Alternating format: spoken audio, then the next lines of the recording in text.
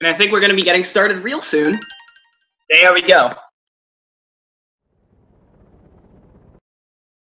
So,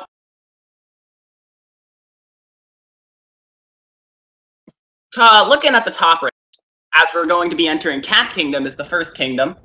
Looking at the top race, we have Nebbeth with a 110.45 PV.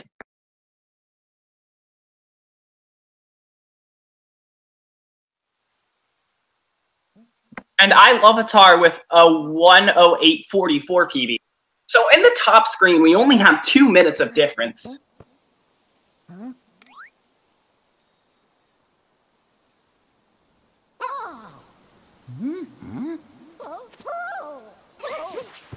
Meanwhile, same thing on the bottom screen. We only have 2 minutes of difference. A low 109 from bagajr and a mid 111 from Isaia. So these are 4 rather good players in the 108, 111 range.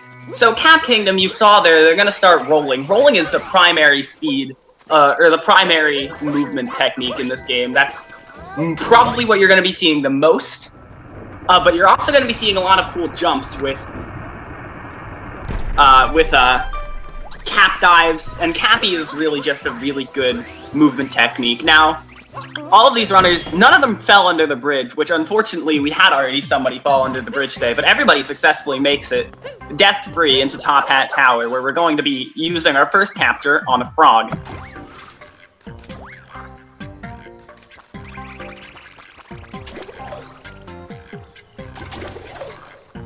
So this part just has a lot of jumping at the right time. The main way to speed this up is you want to prevent pushing against walls, and you want to spend as much time as you can just jumping straight up and going forward. Now, Iluvatar took a left path to Topper here, who's our first boss, while everybody else took a right path. Left path is harder, but it is slightly faster, and Iluvatar slightly messed it up. All of the racers got a very good fight against Topper here, however.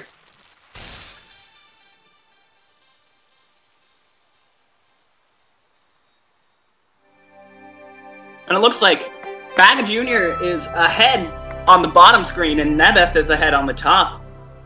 But they're all very close, even between Baga and Iluvatar. Now, Cascade Kingdom is kind of interesting in terms of early game kingdoms, because, you know, obviously it's an early game kingdom, so it's not that hard, but we have a pretty hard skip in it that we're going to be seeing after this first power moon. But besides that, it's not too hard. It's mostly based around these chain chomps. That's one thing you'll notice about the kingdoms in this game, is that a lot of them are... there are a few exceptions, but a lot of them are usually based around 1 or 2 major enemies that you see a lot of. And in this kingdom, it's the chain chomps.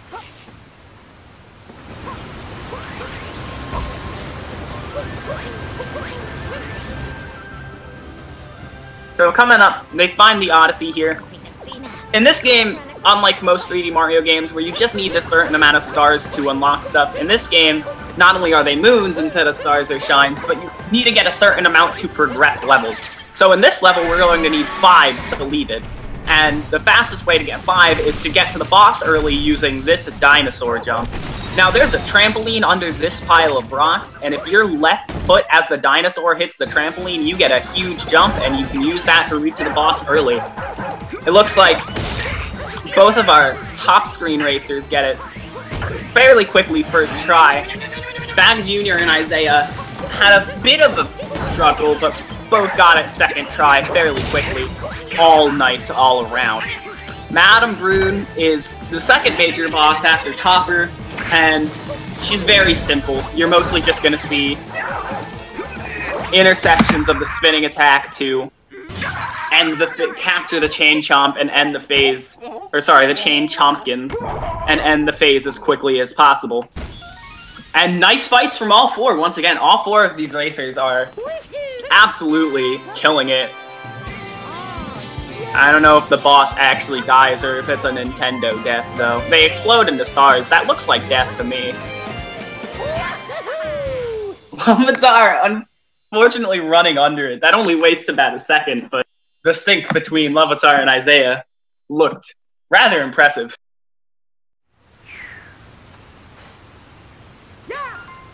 Oh well, it's the best you can do. So, now that they have that, that's a grand moon, or a multi-moon, depending on what language you're playing on. I think this is Japanese, I'm not 100% sure, I don't know my differences in Asian languages enough to know.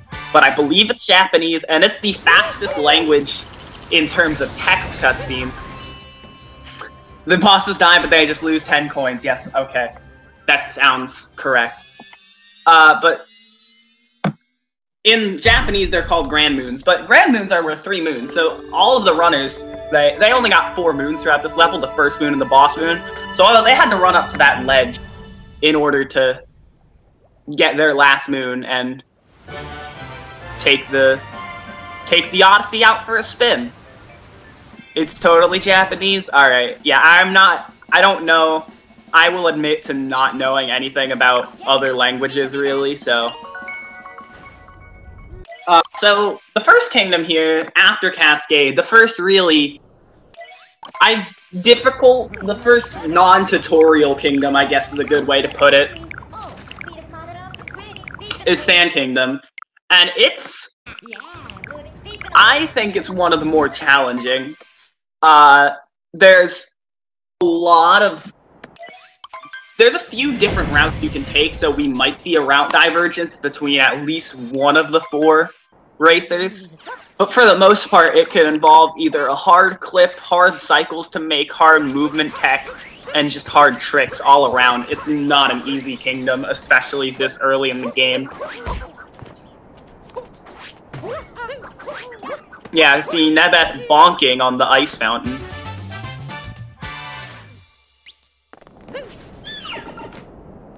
And Isaia.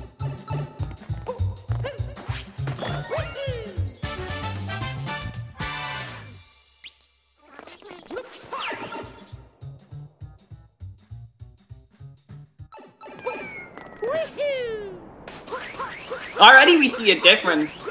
Nebbeth and bagajr didn't grab the bird. Meanwhile, both Iluvatar and Isaia did.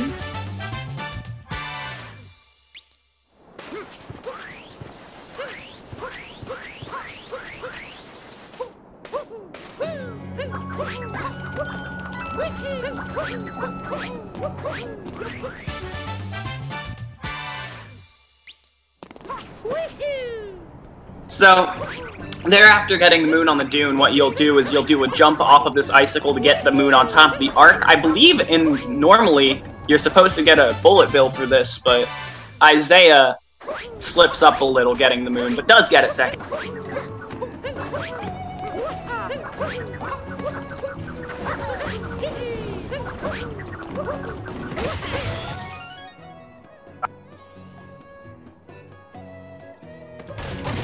What it looks like the racers are going to want to do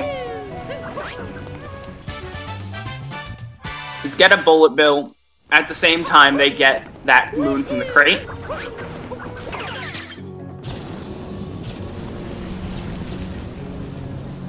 Isaia having a bit of platforming problem. Yeah, but what you see there is they want to take the bullet bill as soon as they get that moon to the lone pillar, which is a very kind of tricky thing to do right, because if you're a little bit off, you can fall and then you're missing a moon and you're in the middle of nowhere.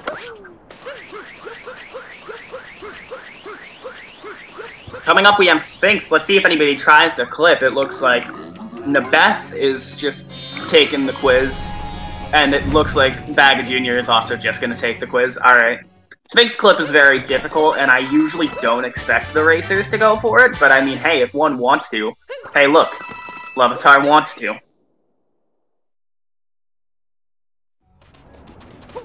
And gets it! Nice clip.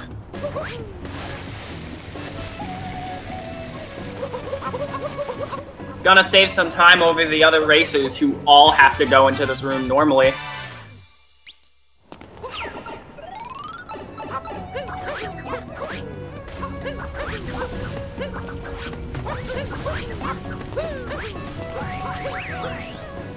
And that catches Iluvatar up a bit, but all of the racers are actually pretty close.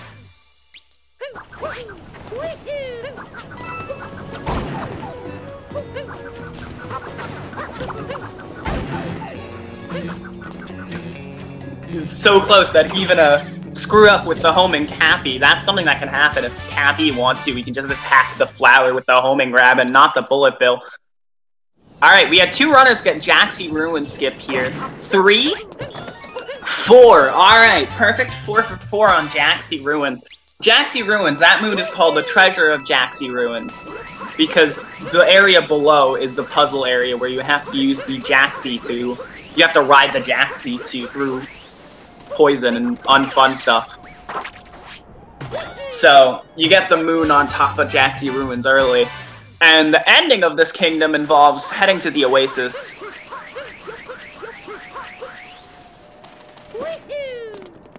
Based on the amount of moons, Nebbeth and bagajr are going to get the bird along with getting the mound of sand. And Isaia got the bird earlier, is going for music notes before rolling back to the Odyssey. Nebbeth also needs music notes. I forgot about that, but that'll... See, even that Sphinx clip was enough. Second try, even, to put, Ilu back into first place. I don't know if he's held first place yet.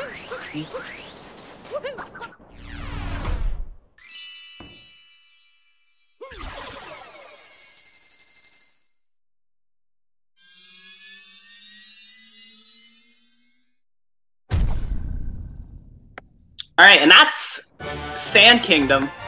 All of them will be heading to Lake next. Lake is... There's no reason to go to Wooded next, so it just saves half a second to not have to menu to it.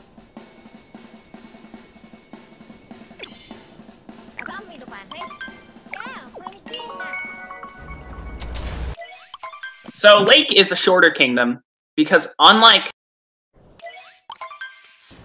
Instead of, needing 16 moods like you will in Sand Kingdom and the upcoming Wooded Kingdom, you only need 8 moons to power up the Odyssey and Lake Kingdom. And no, if you're using GameCube controller, you can't use motion controls. That being said, Ilu does use... Ilu being I've been saying Iluvatar, but chat seems to be saying Ilu, so I've switched to saying that. Has been using GameCube controller, which is fairly impressive, because I don't understand how you play this game without motion controls. But, so the main thing about Lake is that you're gonna want these cheap. At the beginning of the kingdom, they jumped over a wall, and that actually helped them skip a long section.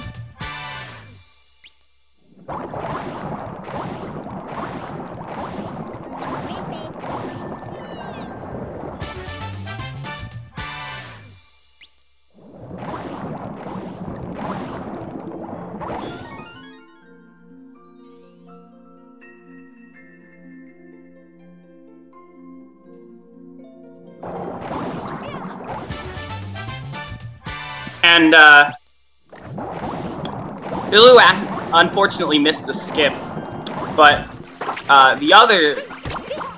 everybody else got it first try. That was a fish jump. And that will bring you to, that'll bring you to Rango, easily. Rango is the brutal fight in this stage, and bagajr already showed off an amazing fight. So did Isaia, so did Nebbeth and Ilu. That was amazing fights from all.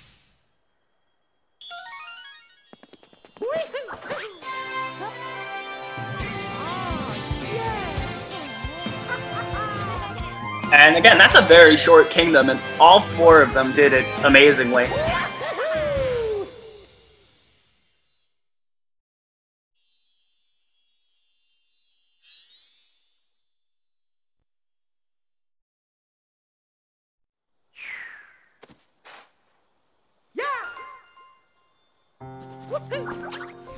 So, all of them are heading out of Lake Kingdom. Glaive TV. It's two races of 2v2.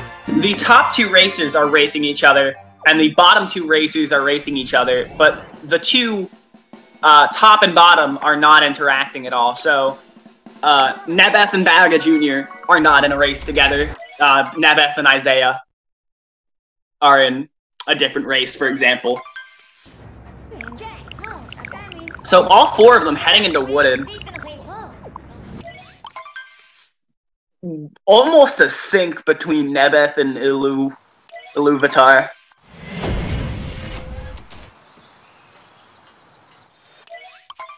So Wooded, you start off by grabbing this rabbit, and then you break this rock, and then you go shopping.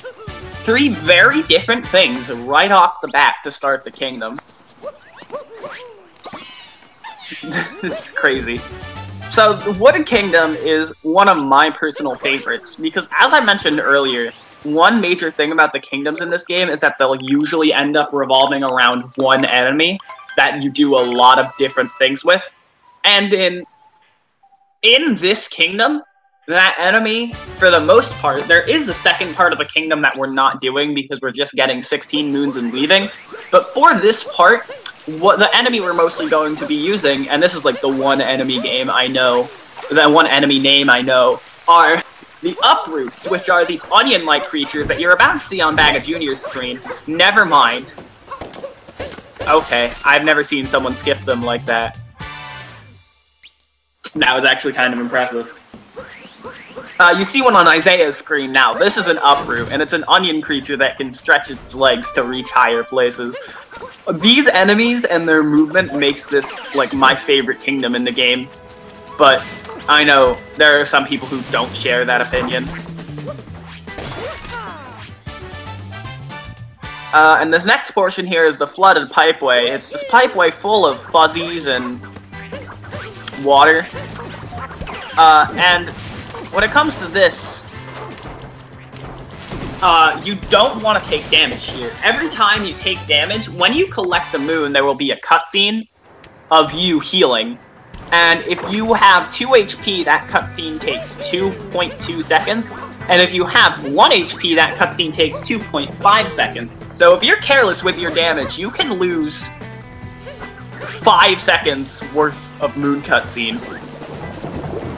bagajr Jr. took it cleanly. Isaia had a few deaths. It looks like Ilu got it cleanly. Nebbeth, however, took a different route, which I believe is a route that saves about 1 second, where they jump up to the red maze first, grab a checkpoint, and then jump back to the flooding pipeway. So at the end of the pipeway, Nebbeth is just going to warp back to a checkpoint near the end of the first section.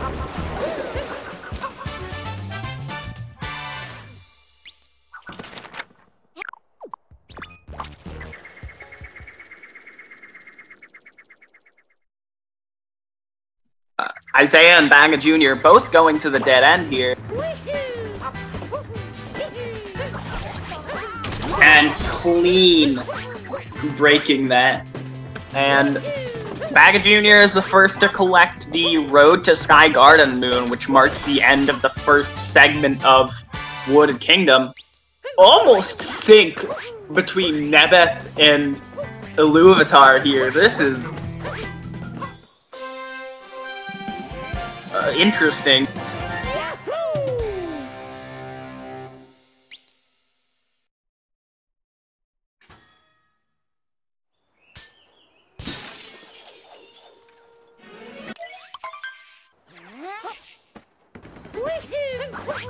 So, at the beginning of this section here, we have a jump that, if done right, could put... yeah, that second saving jump, it saves like 2 or 3 seconds. It put Iluvatar back in the lead, but then messing up the next jump put... See, this is a close race on the top. The bottom one isn't too far behind, too. Isaiah's just barely behind, as they're both in the tower right now.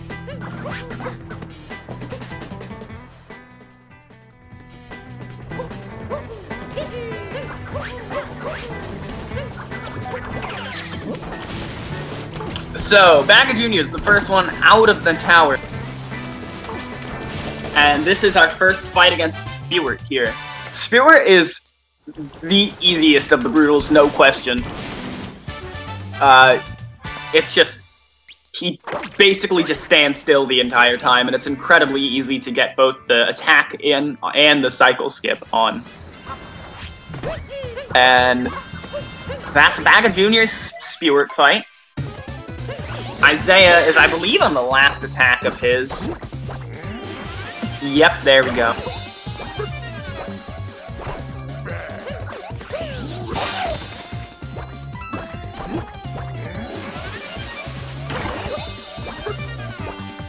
Very close on the bottom and the top.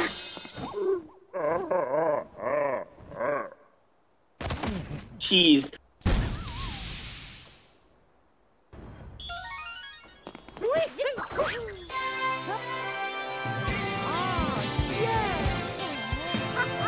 So, bagajr Jr. is going to be the first one to unload the moons into the Odyssey, and that's Wooded Kingdom for all of our racers.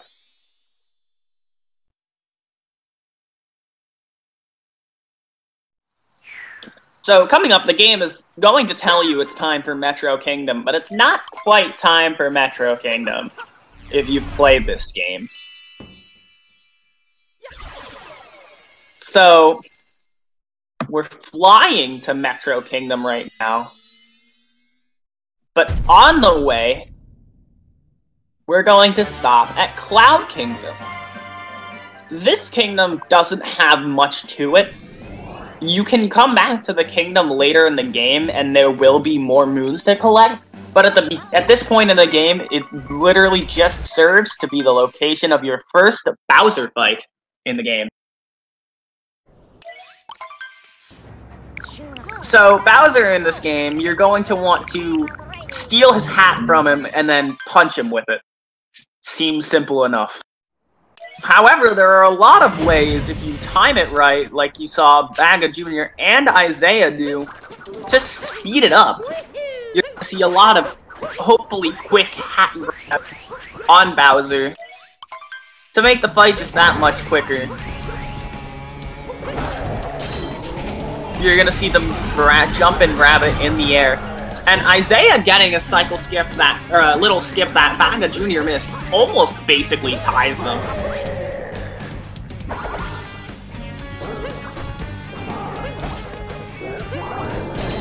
And Iluvatar, like, again, getting a cycle skip, putting them in the lead entirely, and only a second difference between bagajr Jr. and Isaia at the end of the fight against Bowser. And yeah, Iluvatar is taking damage boosts there to ensure that he grabs the hat correctly. Nebbeth decided to play it safe and not do some of those after missing one of them, and that put him behind Iluvatar. Just now finishing up the fight, and after the fight, you crash land the Odyssey in Lost Kingdom. Now, this jump right here starts off, you jump off the tree, and it can be a scary jump, but you usually get it. And for those that have played this game and not seen a speedrun, usually Klepto, the bird that you might know from Mario 64, will come and steal Cappy.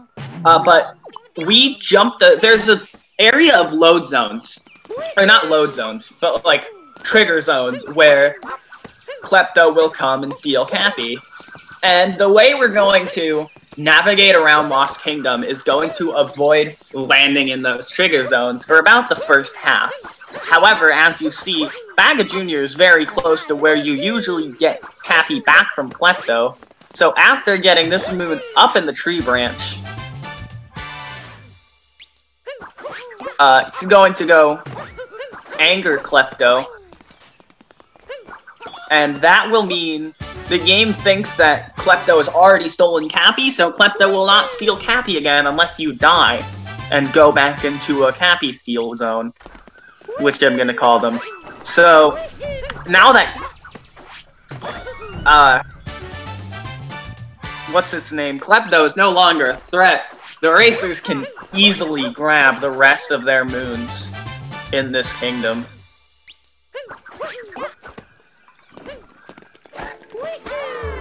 And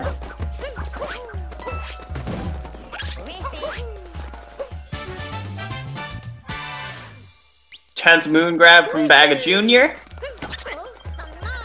And he gets out alive. That saves about 2 seconds. There are some runners who take an intentional death here, but it saves about 2 seconds to not have to take the death here if you can. Isaia, unfortunately, had a bit of a misstep in his movement and had to take the intentional death, as well as the Iluvatar, but both of them should not have collected a checkpoint and will end right next to the Odyssey, where they can unload the moons and exit Lost.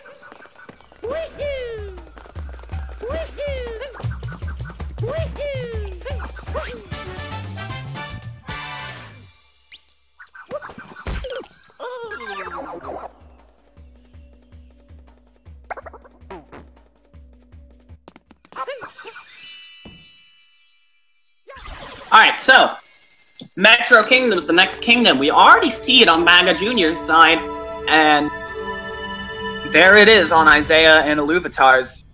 Isaia and Iluvatar are fairly close, but those two are not racing, so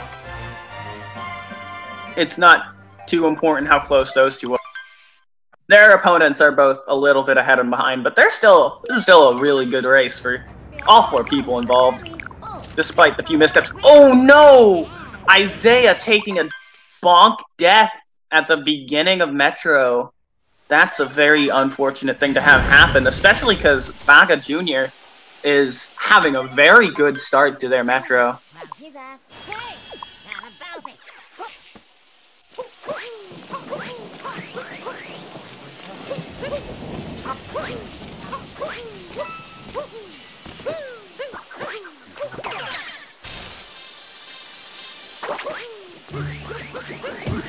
So, what all 4 people are doing here, I failed to mention this when bagajr did it, but now bagajr is already in the town hall. What they did was they jumped off the awning of a building, and that bounces you like a trampoline. So they used that to get over to this moon and by the girders, and that also jumped around the giant roadblock in the middle of the road that usually forces you to go around the construction pad.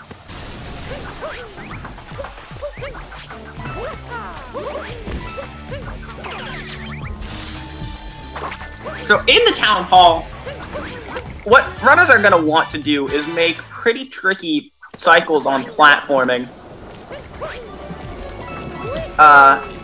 Or just platforming in general that is tricky. And they're also going to want to, like, climb up these pillars. At the top of these pillars, there's a moon. But not only that, once they collect that moon, they can do a jump from atop a high platform directly to the end of the town hall. bagajr nails the jump, as well as Iluvatar. Isaia makes the jump. And now we just have to wait for Nebbeth to make the jump. Meanwhile, here's Mecha Wiggler. Iluvatar takes a little bit of a lead on movement mistakes that were not made over bagajr's, but they're not racing once again, so although that's a cool shift of times, that's still not the most important of note. I don't know, I just like pointing that out. As Isaiah's going into the fight, Isaia and bagajr are a lot closer than you'd think right now. Especially if bagajr misses the cycle, that could put Isaia in a hefty lead. Nebbeth entering the fight did Town Hall just fine.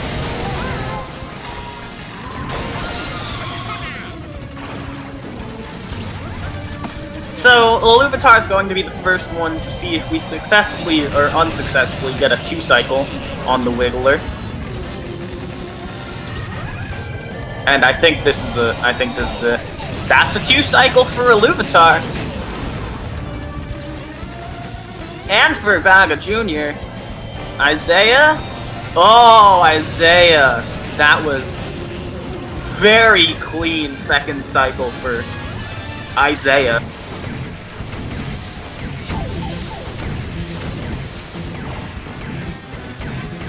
And Nebbeth is the last one.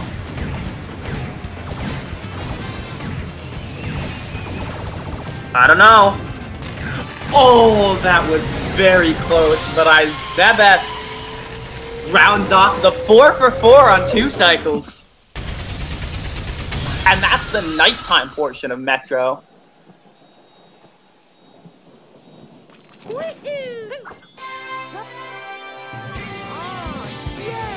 So now, Iluvatar, bagajr, Isaia, Nebbeth, after this cutscene, all 4 of them are going to be heading to Metro Kingdom. Now, Iluvatar didn't do it, but bagajr is going to throw his hat and then use the motion controls to shake it, and as soon as he gets this moon, he's going to shake and home in and grab that electric pole. Now we have our car, which can be... Controls on this thing are not the greatest. And we have Isaia going for scooter clip. Lineup. They're going to have to clip through a gate using a motion controls riding a scooter.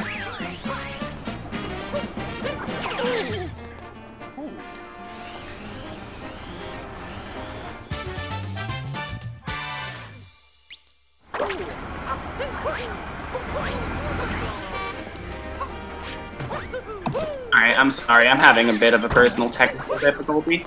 I'm back.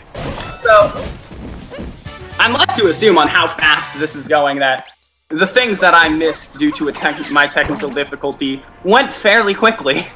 Because we already see all of them off of whatever they did for the RC car moon, whether it be clip or not. Nebbeth being the last one to grab our bench friend. Ilu being the first one to warp to the top of the tower.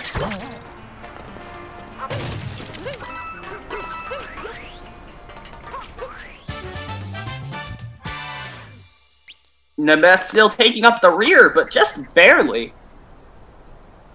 bagajr only one very short moon ahead of Isaia. We have a really close race on the bottom.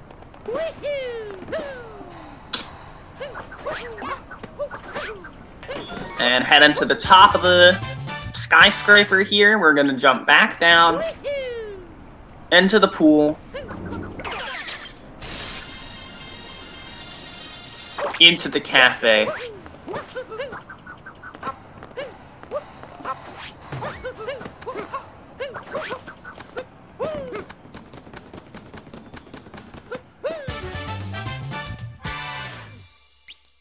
And as you saw there, when you take a hard landing, fall very quickly, you may have a problem with being stunned for a few seconds.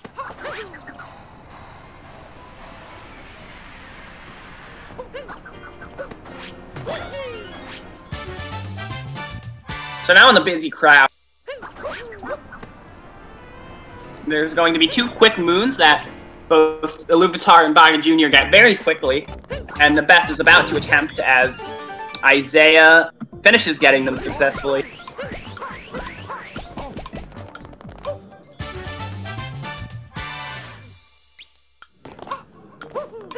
And now our racers are onto the last part of Metro, which is a very simple part, just a few short moons that involve talking to people, and then you're going to teleport back to the Odyssey to go to the next kingdom.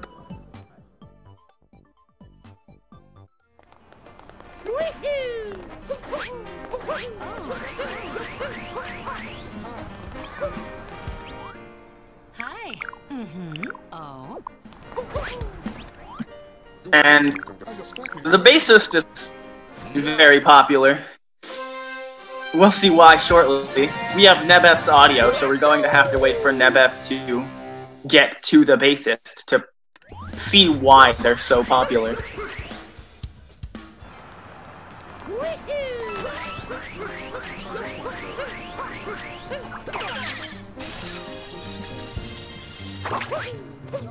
Here we go.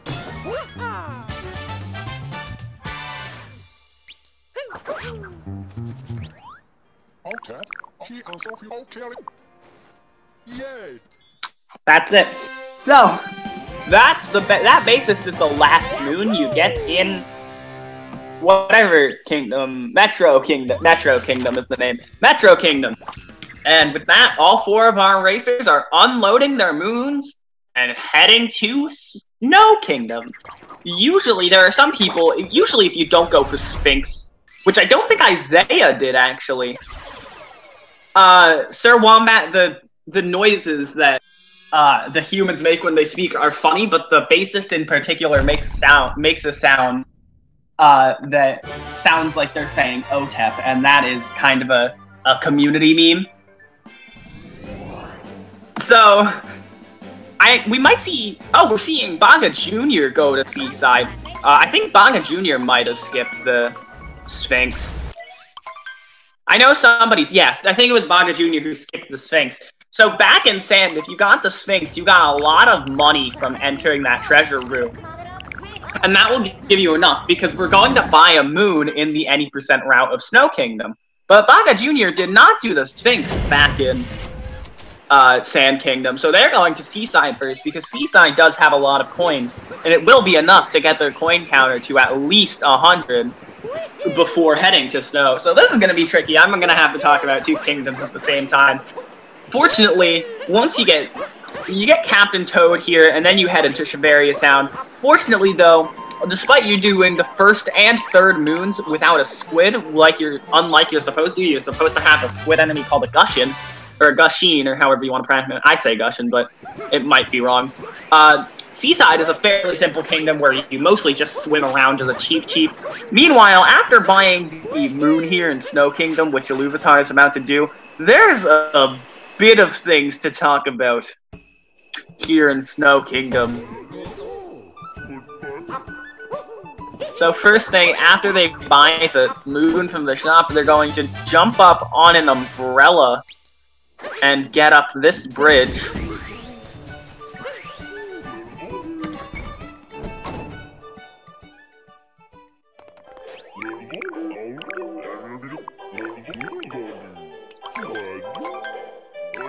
And yeah, there you go. Basically, Iluvatar explained everything to everyone in motion. And they're going to be heading into the trial rooms. In the story of this kingdom, Bowser stole the cake for his wedding here, and then blocked off the racing trial behind these 4 barriers, and you need to clear these 4... Isaia didn't do Sphinx either, but accidentally went to the wrong kingdom, according to what he said in chat. But you need to get rid of these 4 barriers by clearing these 4 trial rooms, and in the any % route, you're going to see either 3 or 4 of these trial rooms, depending on who decides, or depending on if you do your route right and you have enough coins. You'll always see 3, I believe, but depending on your route, your coins, you may take 2 different routes. Baga Jr. finishing Seaside here. Doesn't put him quite ahead of Isaia, but there is a lot of...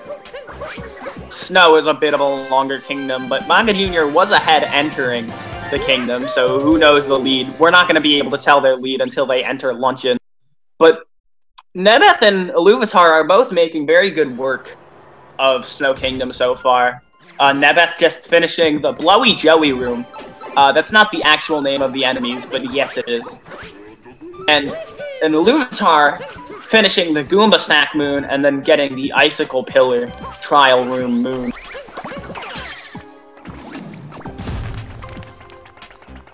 I think I just talked into my microphone without pressing my push-to-talk key. So there, you can actually have the Goomba get crushed by the icicle, and that can kind of be not good. Because then you need to die or reload the room somehow. Sir Wombat, this is an internet-hosted tournament. We have players streaming from the comfort of their own home, and then Speed Gaming is capturing the streams of all 4 and putting them on the same layout together.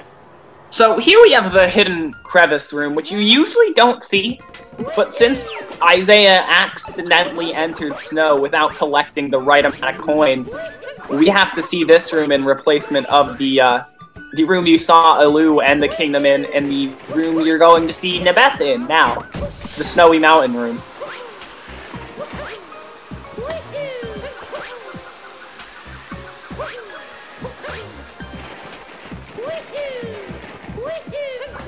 So, now Iluvatar is going to be heading to Seaside Kingdom. Nebbeth is warping back to the Odyssey, and after this cutscene, Isaia will also be warping back to the Odyssey. So, once again, Seaside there isn't too much to explain, so mostly you can let the kingdom do the talking.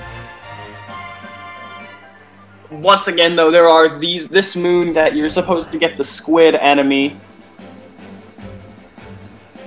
Limcube, Baga Jr. did Seaside Kingdom before Snow Kingdom, so he did not lose that much time. Yeah, Isaia was also going to do Seaside Kingdom first, but forgot to do the menuing or messed up the menuing or something. But now is heading to Seaside. Outside. Okay. Yeah, no. But you can diverge the two routes. Yeah, you're supposed to buy a moon in snow, but Isaia accidentally went to the snow early.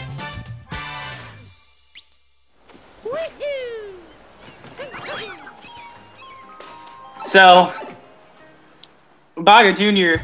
being the last one to possess the power of Blowy Joey. We won't be seeing those guys again. Rest in peace.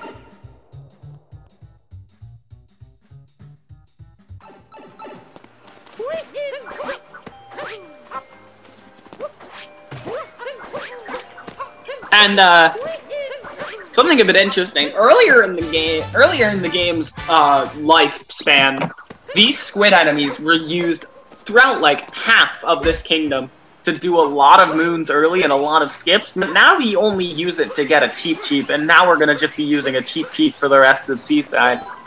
Meanwhile, Baga Jr. kinda scaring me a little bit with how close he's getting to the edge in this Goomba room.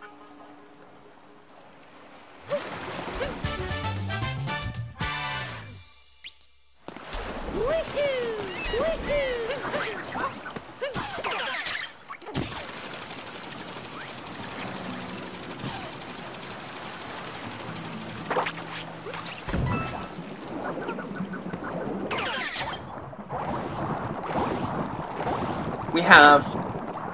Yeah, again, I don't know too much to talk about during this kingdom. We have... Baga Jr. almost being completed with Snow Kingdom, just one more moon, but Iluvatar also only needs one more moon, so it'll be interesting to see how much time between all of our racers, the other 3 racers that Baga Jr. was able to gain or lose.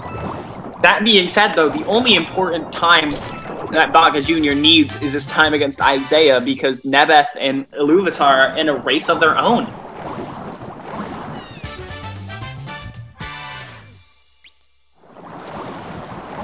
And Iluvatar's the first one to be entering the next kingdom. Baga Jr. right behind, though.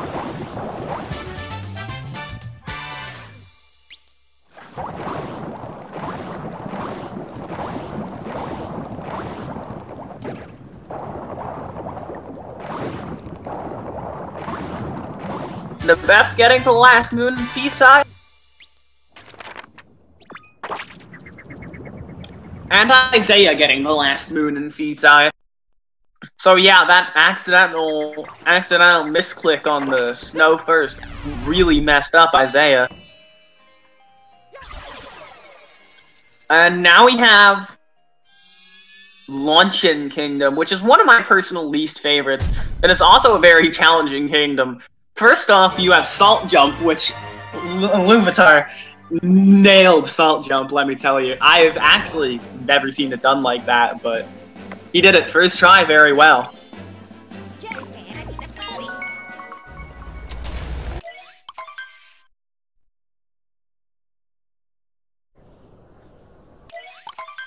So now it's the second fight against Spewart, who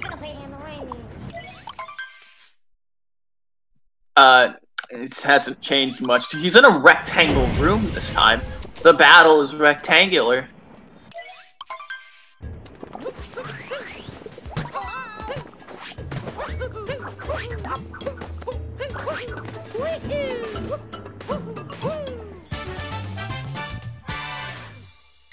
And that's the fight. It's the same as last time. It's the same as Wooded Kingdom. But hey, you haven't seen Wooded Kingdom in like 25 minutes, so I don't know. I still remember. So yeah, Iluvatar and Baga Jr. making good work.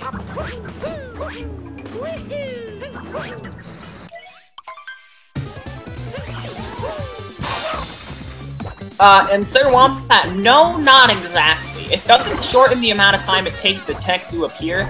It more saves time in the cutscenes where Cappy and Mario are sitting in the Odyssey. Japanese has the least amount of text, which is why the players play in Japanese, because it saves a lot of time in between kingdoms, but not really too much in kingdoms themselves. Except for maybe like Cascade Kingdom has a lot of text. So all 4 of our racers are now done with this Spewart. So we're not going to be seeing Spewart anymore. The second occurrence of Rango will be here.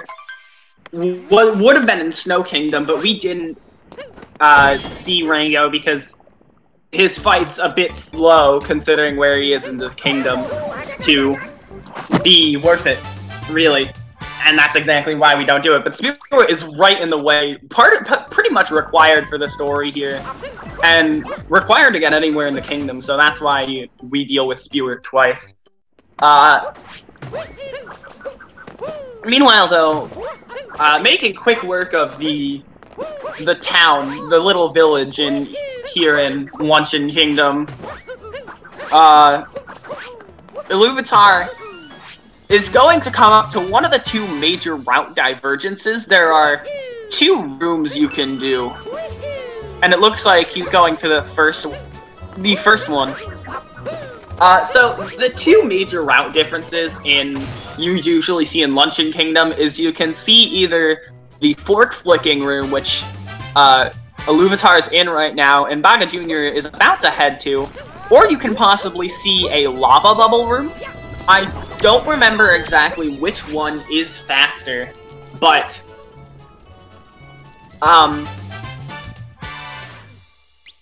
I personally think that fork flicking is a little bit easier.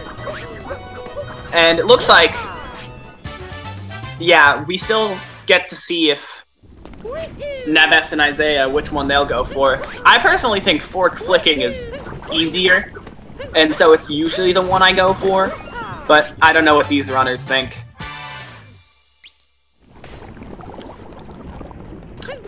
Forks is faster? Okay, according to Java the Hefe in chat, if you pronounce that right. Forks is very slightly faster.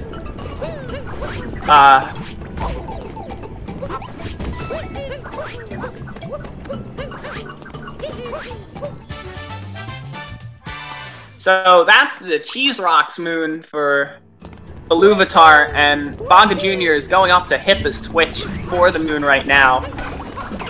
I believe all 4 of our racers, did all 4 of our racers go to fork flicking? No, I actually don't believe Nebbeth is doing fork flicking and is going to do Lava Bubble Room. So we'll maybe be able to see that.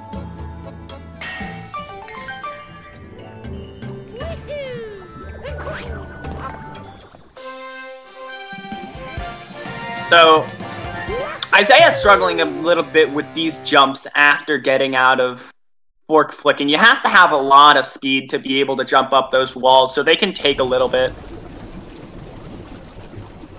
And unfortunately, bonking at the top of the crag, that crag can be kind of difficult to get up. You have to do some fairly specific jumps and wall jumps to get up there. There he goes, though.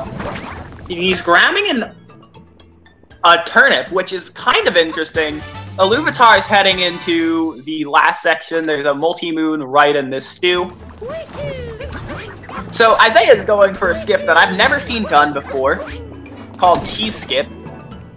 He's going to use an onion, or a turnip, my bad, and a hammer, bro. And it's going to clip right into the box, skipping, breaking the cheese rocks. So Nebbeth is in the lava bubble room right now. As I mentioned earlier, we didn't see this one yet, because every other racer went with fork flicking. So I've actually never seen that cheese rock skip done before, and I've heard it's relatively new, but that was impressive. Bagajr Jr. finishing up in Luncheon Kingdom, and Iluvatar exiting the kingdom is going to be heading to Ruin Kingdom next. I'd like to point up, look at when Isaia and Nebbeth are going to get this moon. Look at that. They're not in the same race. They're not racing against each other, but they are two very close competitors. So I guess because there's not really anything to the meat pot, the pot of stew with the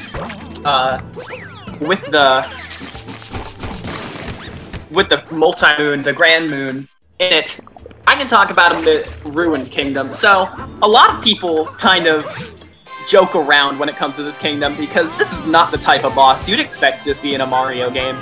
And I see the chats in Reddit. Someone's calling Dark Souls Kingdom, someone's calling Skyrim Kingdom. I personally like to merge the two and call this boss the boss of Dark Scrolls Kingdom.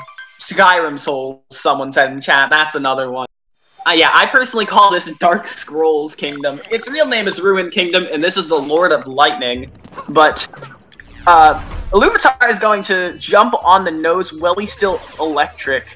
And that's going to save about a second on each cycle, which will add up to 3 seconds, a whole 20th of a minute.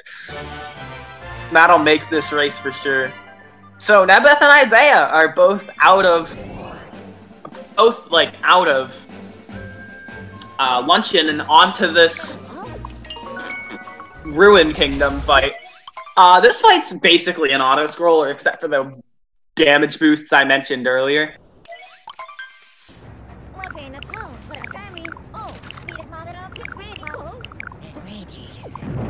But there's really not too much to talk about. It's just avoiding the attacks and pulling out the swords at the right time to expose the weak point, and then ground pounding it.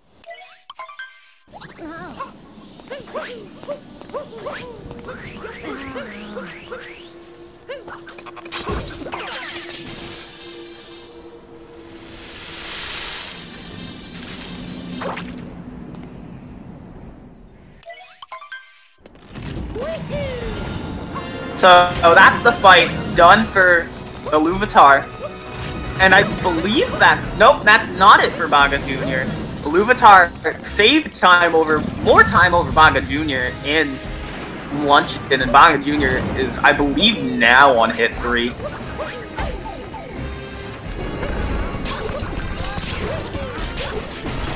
Nebbeth nailing hit 1. Isaia jumping on the head. Also getting hit 1 down correctly. That's the end of the fight for Bagajr Jr. And Iluvatar slaps his hat on the Odyssey and is off to the next kingdom, Bowser's Kingdom. The second to last kingdom before the ending. Bagajr Jr. collecting the multi-moon, the banana bunch as I see in chat. I like that one. I've never heard of that one though. I need to use that one more then. Obviously I'm the one that's misinformed. But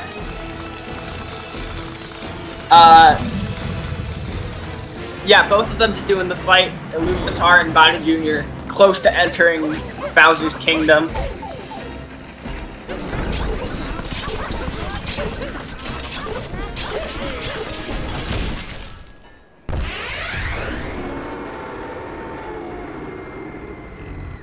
Oh yeah, no, I do know of the Donkey Kong 64 golden banana sound, but I've never heard the golden moons in this game called bananas. So in Bowser's Kingdom, the main mechanic is that you're supposed to use these birds called Pokios to fling into the walls and blast up. But Iluvatar did a little strat there that involved not grabbing the Pokio, and did it fairly well, defeating that ogre And there's our first moon. So in Bowser's Kingdom, it's a bit weird.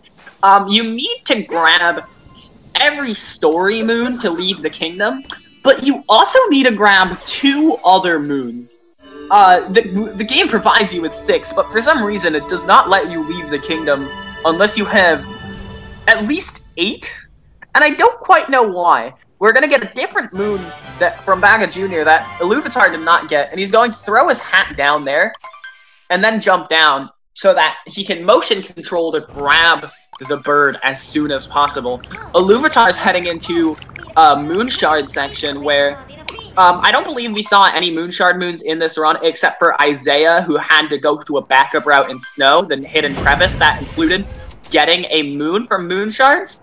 But for Moonshards, you're going to have to collect 5 shards and a moon will spawn.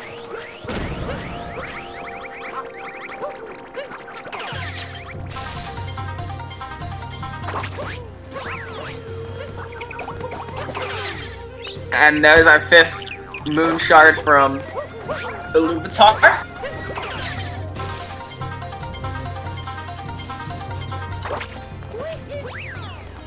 bagajr is about to head into the moon shard section. It looks like bagajr was the only one who went for the cap throw to the homing cap throw to that bird, that Pokio. Nebbeth defeating the ogre. Isaia defeating the ogre. Iluvatar getting the moon on top of the wall. bagajr taking a little bit of a different route through this Moonshard section that I believe is slightly faster. But, again, Iluvatar is playing with GameCube controller, meaning there's no motion controls for Iluvatar. So, has to do a bit of different strats, but has still been absolutely destroying the game, has been playing amazing.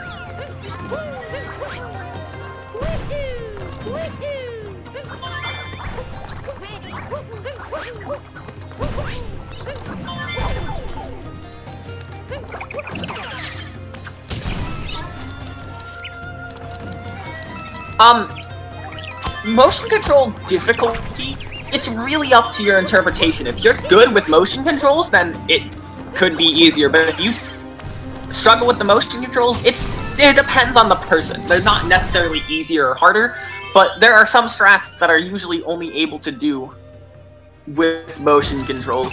But so they can end up being faster because you can do faster routes with moons. We see Nebbeth seems to be the only one going for that hole in the corner there. All the others are going with different routes for their moons. bagajr already grabbed their 2 optional moons, the one behind the wall and the one above the wall. Iluvatar still needs 1 more. Isaia still needs, I believe, 2 more.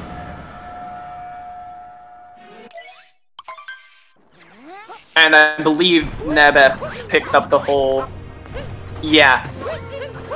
They're both going to be grabbing the one up on this wall, because this is like the one in every single route. Isaia and Iluvatar still need 1 more, but bagajr and Iluvatar already have both of their side moons.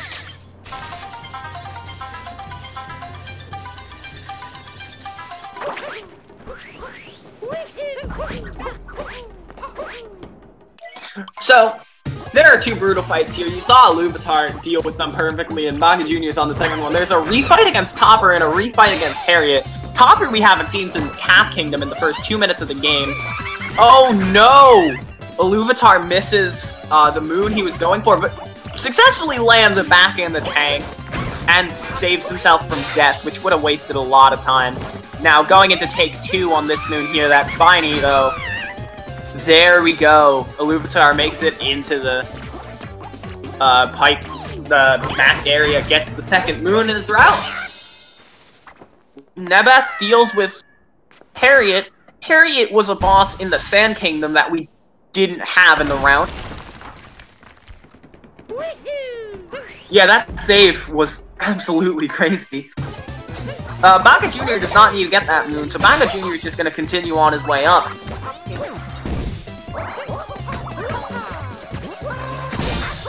Oh no! Bagajr Jr. falls and takes a death. Which is very unfortunate. Isaia still needs a hit on Harriet, so still has a lead against Isaia. But, oh, no, 2 hits. No, wait, this is the last hit. I don't know how fights work anymore. So this is still a lead for Bagajr Jr., but Isaia had a big chance to catch up, and Iluvatar makes it to the Mecha Brutal fight, which could turn the race in anybody's favor on either side because of how close this race is. This fight, first off, Iluvatar nailed a trick called Birdless, where he got on top of the mech without using a Pokio, and then successfully managed to get back on top of the mech. Which is good, because that means he can try and skip cycles where he would have to capture a bird in order to hit the boss faster. Nebbeth almost suffers a death there, but fortunately makes it. And Isaia is now going to get the moon in the box. Makes it with a bit less of a scare than Iluvatar did.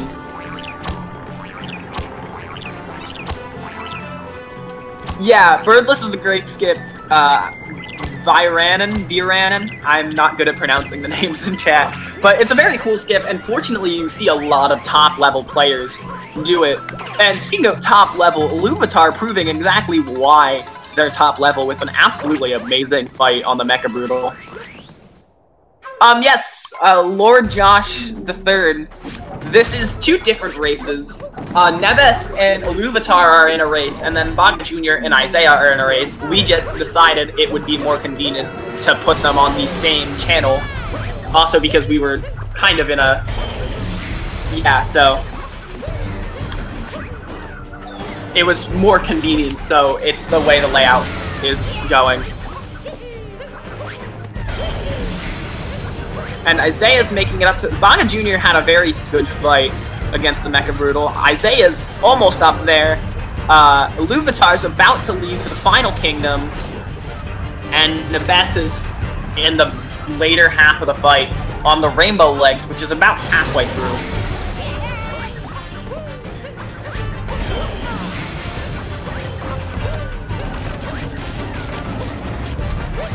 Alright, so...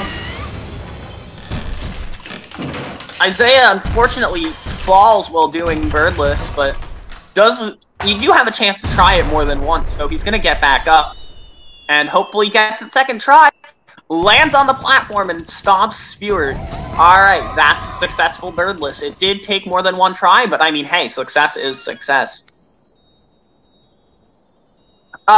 No, Seth, the reason why they're waiting is because there is invincibility frames where you cannot stop on the Brutal during the fight. Otherwise, they would probably be attempting, and it would be pretty tricky, to hit Harriet on top of the mech during the Rainbow Legs phase. And Iluvatar heading into the last kingdom of the game, the Moon Kingdom.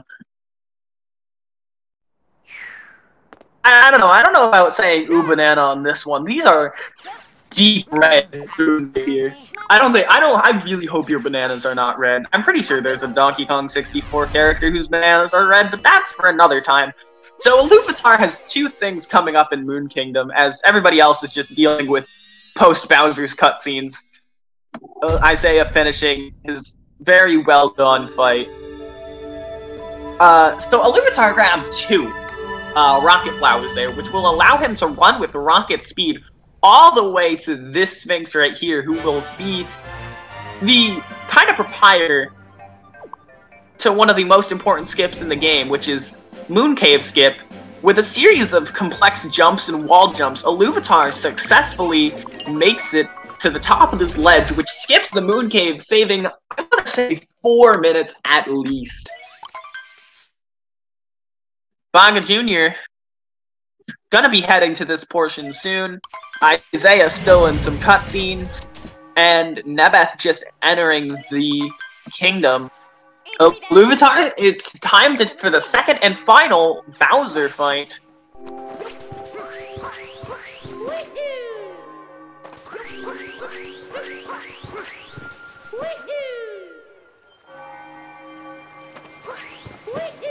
see if Baga Jr. gets Moonskip first try.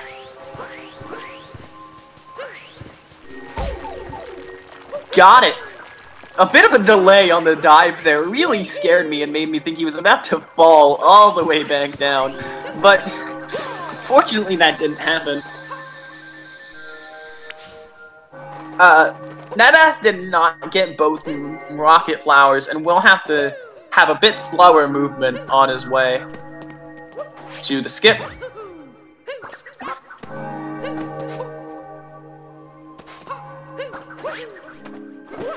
Nice skip from Nebbeth. But Iluvatar has a little bit of a nice lead against Nebbeth, so we'll see what happens in the finale. Meanwhile, Isaiah's now just entering the kingdom, so we'll see if his movement is fresh. It's looking nice so far. The Bowser fight, Iluvatar's Bowser fights are still absolutely rocking. These are 4 really high skill runners.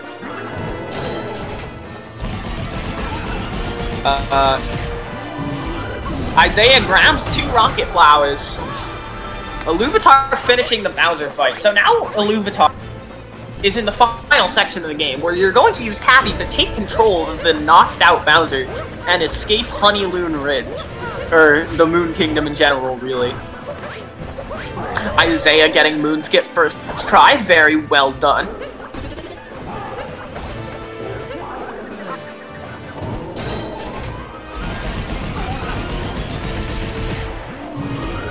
There is a shortcut coming up that Iluvatar can go for.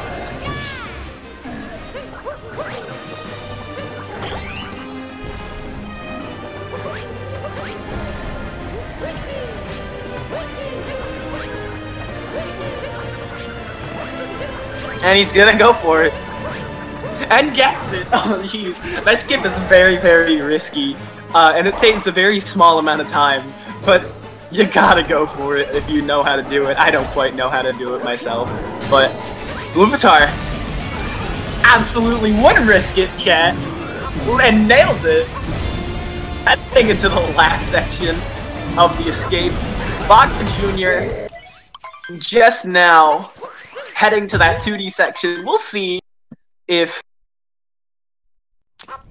Baga Jr. goes for the shortcut. Nebbeth finishing the fight.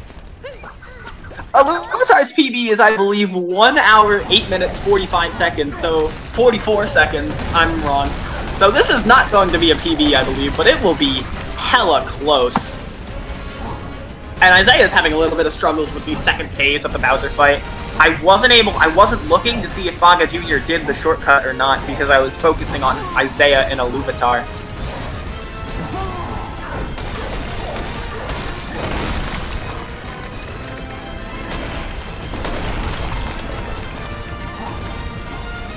So now, let's see if, Nebbeth, will you even try it? No, Nebbeth is going to play it safe and not attempt the shortcut at all. So, what you do in the final escape section, I didn't mention this when Iluvatar got there, but Iluvatar did just finish with a time of 1 hour, 9 minutes, 10 seconds. Very well done. But you use fireballs to try and break a pillar without running over to it, and that will prevent you from having to slap the pillar some extra times, which saves a little bit of time, because to slap something you have to go close to it. And Nebbeth, our audio provider, heading into this final portion. And Isaia finishing the fight and entering the escape sequence.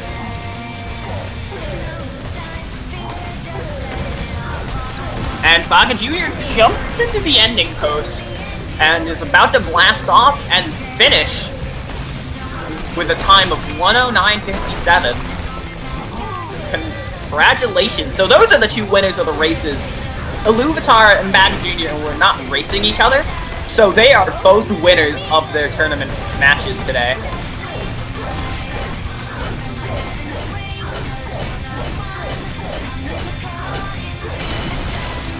And Nebbeth also jumping onto that victory post.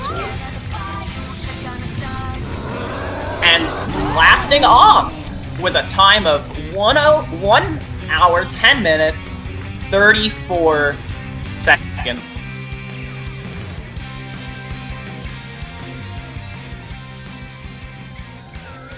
And Isaia working on that 2D section.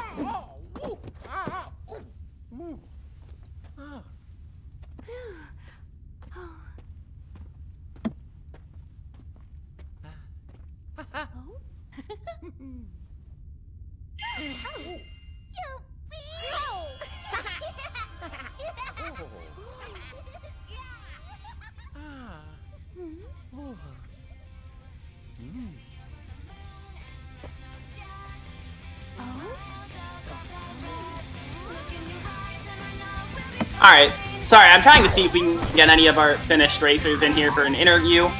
Isaia, though, is currently on the final section, so gonna be joining that pool of finished racers very soon.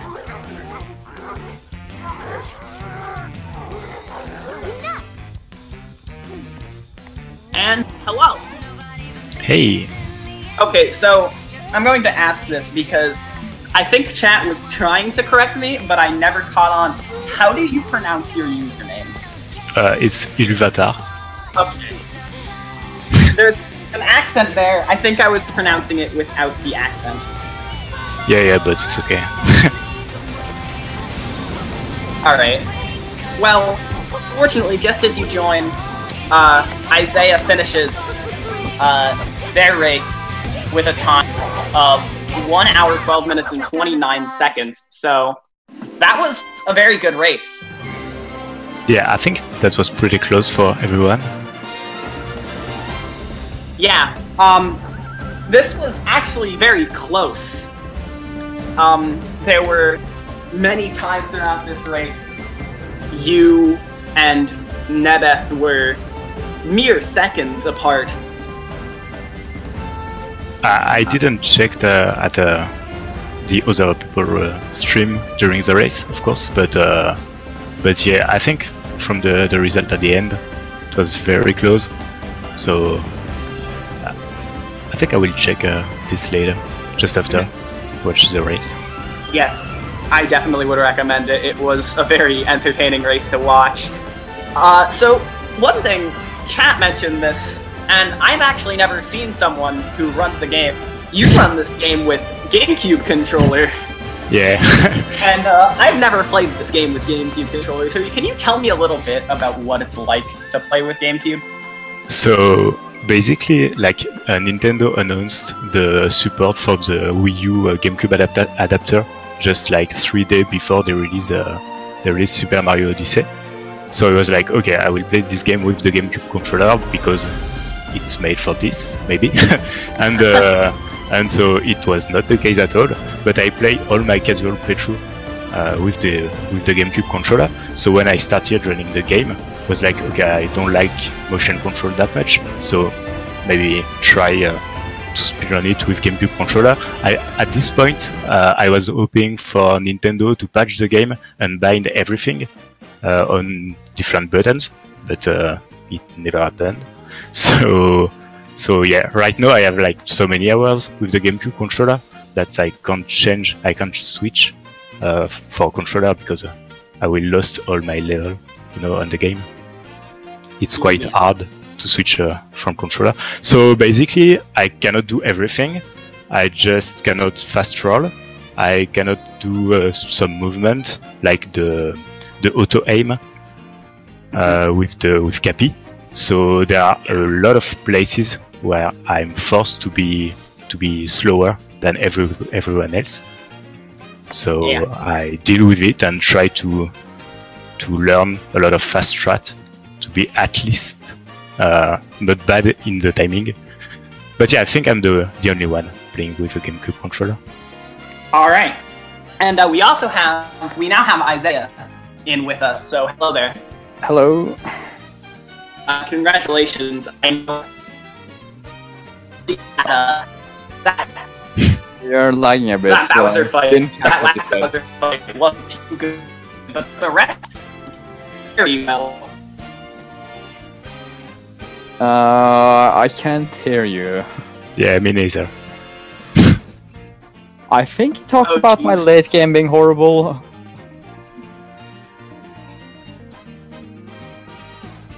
Because I'm not sure.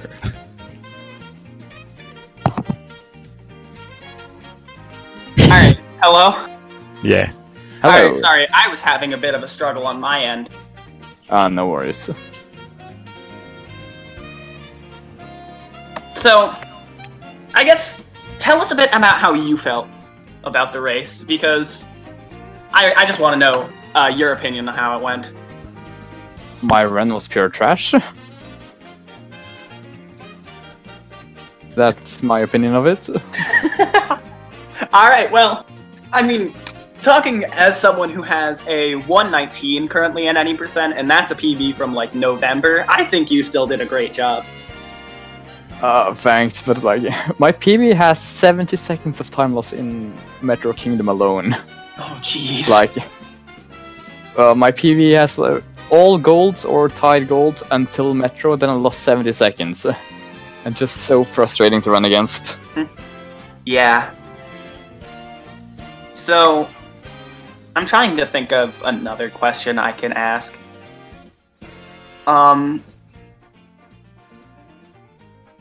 Iluvatar, Yeah. did you... I always like asking this. What went into your mind when you did the 2D shortcut? Not many things. I think it's like one of the last place where you can die. So I was like, okay, I did it. If you saw on stream, I don't know, I jumped a little bit later. So I was like really in the air when I jumped. But the game is very very nice with you when you are into the phase.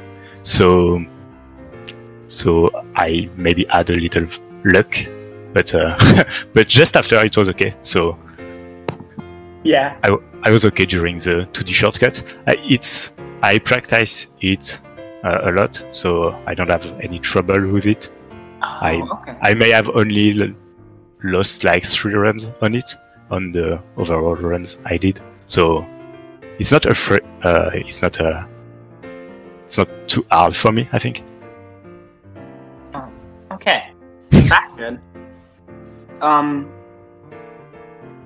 can't think of too many more questions to ask, so unless you guys have something to say, I think we might just end off here.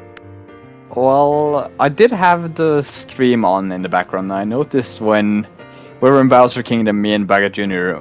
were neck and neck after he died, but then I died as well, just the camera being fully locked for 5 seconds. Yeah. Like, I practiced that strat just before the run, but I didn't realize it was locked for that long. Yeah. So, yeah, that was an unfortunate death, though. Actually, one other thing I wanted to mention. Iluvatar, your almost death in Bowser Kingdom. On the boxes. Oh yeah. But you know, I died as many times on this place that now I know how to react on this. Oh. So you saw that I went in the water that is just close. So basically I died like 10 times in runs on this. So at some point I try hard on it, and I know I almost know how to react. But I think the bad part in the run was not the end; it was the beginning. I did a lot of awful things during the beginning, so so yeah, the end was pretty nice for me. Yeah, I think your run in general was really nice. You had a sub 110. That's crazy. Yeah, but I'm very disappointed by the beginning. I bonked a lot of time. I died at many places, and so yeah. So I'm very happy with the result. Since this is a single elimination tournament, unfortunately, Isaia, you're not moving on. But kind of unfortunate. Your winner, though, bagajr, is going to be going up against the winner between Oddme and Bryguy77. So I want to ask, if you had won this, how would you feel in a matchup with either of those two?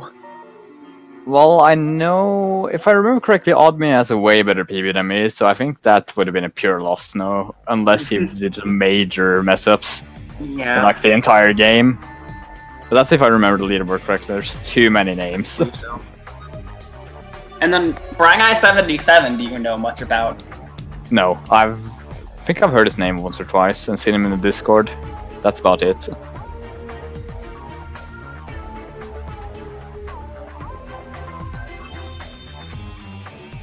Also, can I just point out that Mario's model doesn't have any lower teeth?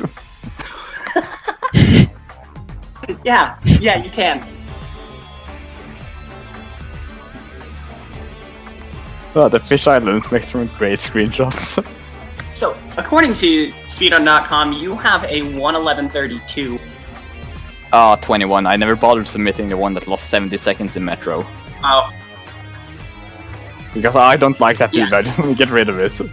Oddme has a 1:09:27, I believe I saw. Yeah, that sounds right. And I'm trying to get Bryguys right now, but speedrun.com is being a little slow. I think it's struggling to load due to there'll be like 1,200 runners. Oh yeah, that too. Which add a second page or something.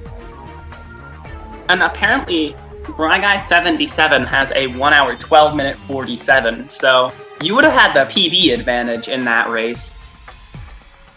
And you did beat that time in this race, so it could have been possible, but unfortunately, bagajr is a very strong opponent, and it's unfortunate. Yeah, I think bagajr had like a 2-minute PB lead on me as well, so I was He really did, surprised how yes. close we were in the end. Yeah, he had a 2-minute PB lead with a 1:09. On a more positive note, Iluvatar, you won, so you're moving into round 2, and Yeah. your matchup has already been decided. How do you feel going against Bayleaf? I think he's better than me on this game. Its PB is like 1:8:22, something like this. I don't know, 27. So it's a little bit better. But if I do a run like I did on this one with a bad beginning, it's gonna be hard. But I think it's gonna be very close. So I will. I hope this will be a BO3, because if it's a single elimination, it's gonna be very hard and very random against him. But yeah, I think it's gonna be very hard for me. Yeah, Bayleaf is only like 9 places ahead of you on the leaderboard, and only, if I can do my math correct, 17 seconds ahead of you in the PB category. Yeah.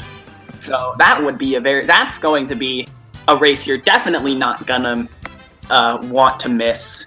Yeah, but a problem with me is that because I'm playing with the GameCube controller, I'm of course slower than everyone else. So I think he's not playing with the GameCube controller, so he's not like me. And I have to try harder strats to beat at least his time. So it's quite harder for me because I have to take more risks everywhere to just try to beat his time to get the 1 or 2 minutes. I don't know exactly how much time it loses to not play with the motion controls, but it's quite a lot of time. So yeah, I have to take a lot of risks. So it could be very hard in a tournament, especially with single elimination. Absolutely. And speaking of, you're not going to want to miss that match, but speaking of other matches you're going to not want to miss, there are still more Odyssey matches today if you haven't gotten your fix. At 5 p.m. Eastern Time, which is just about 2 hours and 20 minutes from now, on this channel right here, is going to be Zinpars versus Texstrobe and Small Ant 1 versus Grand Pooh Bear.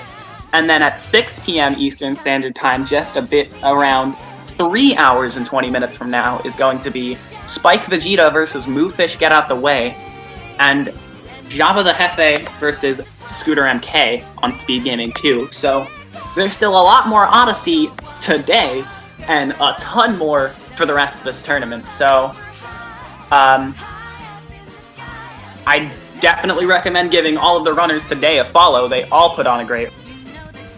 And my chat disconnected. Alright, hold up. If somebody can help me, I don't have connection to chat right now, but if you do !R, you can get the Twitch link to all of the runners. Give them a follow, because they all deserve it, and they all like the race. And if you do !C, if you liked my talking for the past hour and a half, you can consider following me, because I tend to talk for a long time on my streams. So if you like my talking now, I don't see why you wouldn't like it later. Iluvatar, you have any last words? Just thanks for commenting the game. I will watch it just after, I think. So thank you. And No GG problem. everyone. I apologize in advance for all the times I most likely mispronounced. It's okay, it's okay. And yeah, that's all I have to say, so... See you guys. Yeah, see you guys later.